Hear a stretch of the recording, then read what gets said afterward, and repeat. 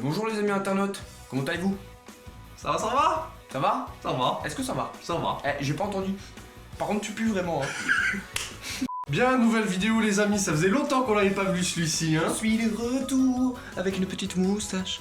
Moustache dégueulasse parce que j'ai pas beaucoup de poils. Voilà. Bon. Bien, comme vous avez aimé le top 10 de la dernière fois, si tu ne l'as pas vu, je te le mets en fiche juste là, tu vois le petit i. Hop là. Et en fait il est là hein. Oui, c'est vrai, bien. Tu le vois là, regarde. Voilà. Bien, si tu n'as pas vu, va la voir. Bien, comme vous avez kiffé ce genre de vidéo, on vous en a fait un autre avec celui-ci là. Donc qu'est-ce que c'est? C'est le top 5 de nos personnages préférés. Vous êtes prêts? C'est parti. Numéro 5. Grateful Buster de Fairy Tail. Alors c'est un personnage emblématique de la saga Fairy Tail. Moi je kiffe sa magie de glace qui donne vie à son imagination. Et ça fait de lui un personnage de ouf parce que genre en fait sa magie elle a aucune limite. Tant qu'il a de l'imagination, sa magie elle va créer. Genre si le mec veut faire une bite, il fera une bite. Puis après, le pouvoir qu'il gagne grâce à son père, voire Demon Slayer de glace. Si tu savais pas, j'ai spoil, mais tant pis pour toi, faut suivre Fairy Tail, faut se mettre à l'affiche un petit peu hein. Ça lui donne un charisme de malade. Le mec casse des culs. Et pas que celui de Jubia. MDR.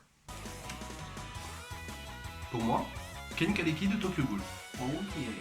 Au tout début du manga, c'est un lycéen banal, un humain fragile, et quand il devient une ghoul, et ben le gars, il reste quand même faible. Jusqu'au moment où tous les fans de Tokyo Ghoul se souviennent, au bout d'un moment où on a tous fait. Et à partir de ce moment-là, le gars devient de plus en plus puissant, de plus en plus fort, de plus en plus badass. Et Ven du Bibi, Thibaut InShape, hein. T'as vu? T'as vu? T'as vu? Numéro 4. Pour moi, Luxus de Fairy Tail. Au début de Fairy Tail, je ne l'aimais pas trop car c'était un connard arrogant et narcissique. Mais je dois t'avouer, pendant le combat contre Natsu et Gajil, je me suis dit tiens, c'est un connard mais il est badass. Mais quand il a fait son comeback sur l'île de Tenro et qu'il se bat avec les autres, là je me suis dit la chose suivante. C'est lui mon personnage préféré!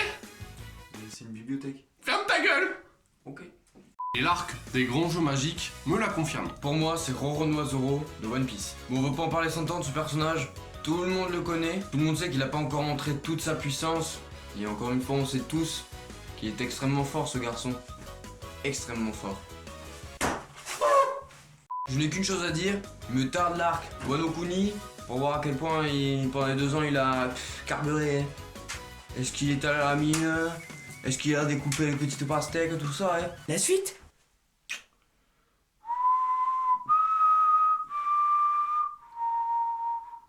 Numéro 3.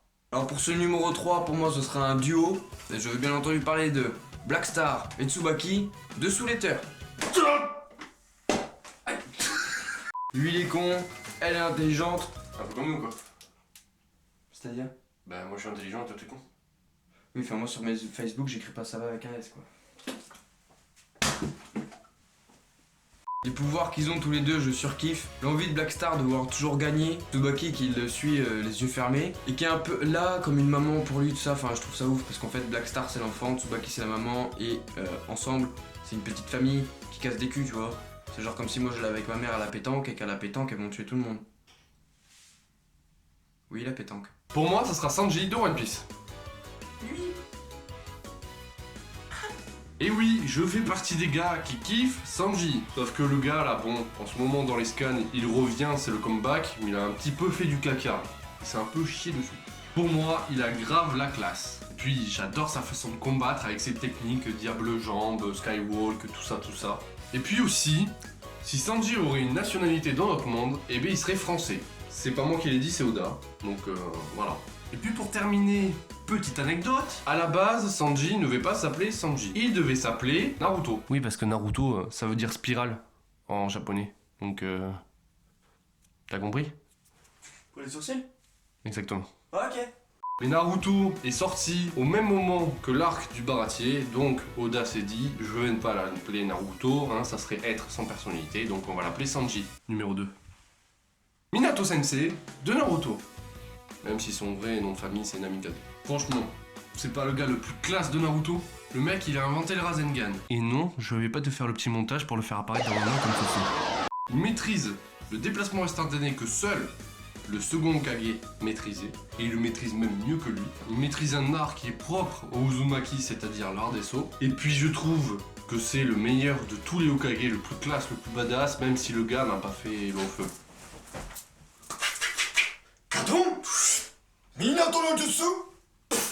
Et surtout, son sacrifice qui est extrêmement magnifique. Franchement, pour moi, c'est le meilleur personnage de Naruto. Alors pour moi, c'est Shoto de My Hero Academia.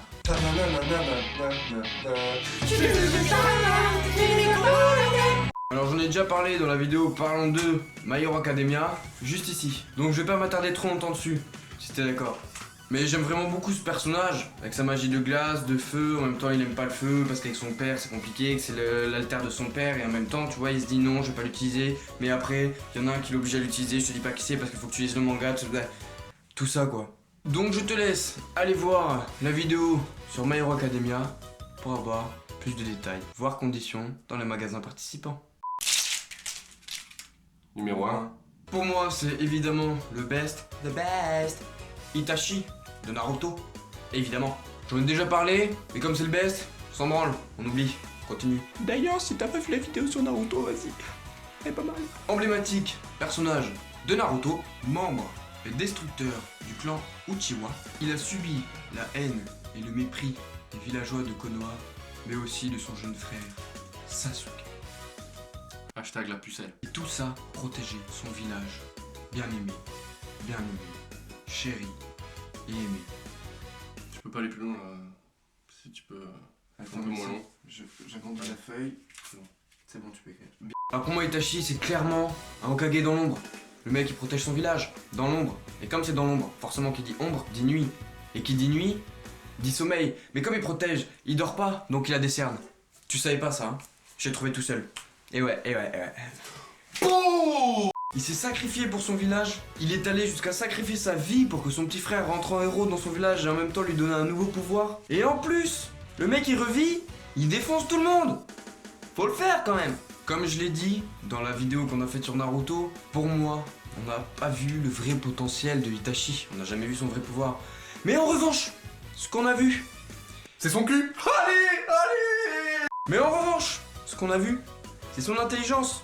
Le mec, il en a là-dedans. Ça aurait été dans notre monde aujourd'hui, le mec aurait fait bac S, master, médecin, tout ça, à l'âge de 12 ans, en même temps. Alors pour moi, Itachi est clairement le meilleur personnage, tout manga confondu.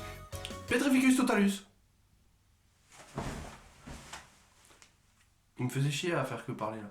Et donc pour moi, le numéro 1, si tu me suis un petit peu dans toutes les vidéos, normalement, tu dois savoir d'où il vient et qui c'est. Je veux bien sûr parler de...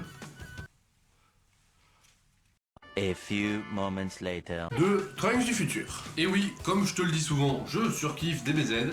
Pour moi, c'est la bible du manga, on peut pas faire mieux, il n'y aura pas mieux. Et quel est le personnage de ce manga qui a le plus la classe, qui a découpé Freezer en moins de 2 et qui a buté son père comme une grosse merde? C'est Trunks. Et oui, je me souviens, je devais avoir 10 ans quand j'ai vu ce passage-là. J'étais devant ma télé, j'ai fait « Oh putain !» Ma mère m'a dit « Qu'est-ce qui t'arrive ?» Je lui ai dit « J'ai vu Trunks » elle m'a dit « Va au lit ».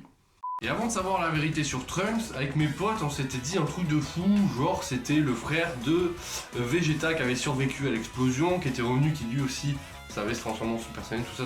Puis finalement, on était pas très loin de la vérité. Hein. Depetrificus totalus. Tu te lèves pour qu'on fasse la fin de la vidéo? J'arrive. Alors voilà les amis, c'était notre top 5, qui s'apparente plus à un top 10, parce qu'on est 2 x 5, 10. C'est bien, c'est calculé. De nos personnages préférés. On va faire une toute petite parenthèse avant de vous faire cette magnifique intro qu'on a mis 20 ans à mettre en place.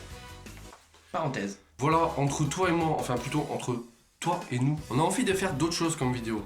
C'est-à-dire faire des vlogs, vous parler de notre vie, vous parler de films, vous parler de séries. Donc, dites-nous dans les commentaires si vous voulez voir ce genre de vidéo, si ça vous intéresse. Dites-le nous aussi si ça vous intéresse pas. Et si vous aimez le fromage, dites-le nous aussi en commentaire. Voilà. Donc voilà, parce qu'il n'y a pas que les mangas dans la vie, on a aussi de faire d'autres trucs, de développer notre culture youtubée un peu plus hors des limites. Donc si ça vous intéresse, petit commentaire, si ça vous intéresse pas, petit commentaire. Exact. Parenthèse finie, hop là. Revenons à la vidéo, si vous avez kiffé, petit pouce bleu. Dites-nous dans les commentaires si vous avez apprécié cette vidéo, qui sont éventuellement vos personnages préférés, donnez-nous un petit top 5 aussi, ça fera plaisir, interaction, ça, parce qu'on répond aux commentaires, évidemment. N'hésitez surtout pas à nous rejoindre sur Facebook et sur Twitter. On met beaucoup de choses dessus, parce que sur Twitter, vous êtes encore 7. C'est pas normal ça. Je compte sur vous. Venez sur Facebook et sur Twitter. Les liens sont dans la description. Et nous, on vous dit à très bientôt pour de prochaines vidéos. Ciao, ciao. Et n'oublie pas, c'est pas avoir une vieille beubare de merde et des trous partout, et très très moche. Abonne-toi.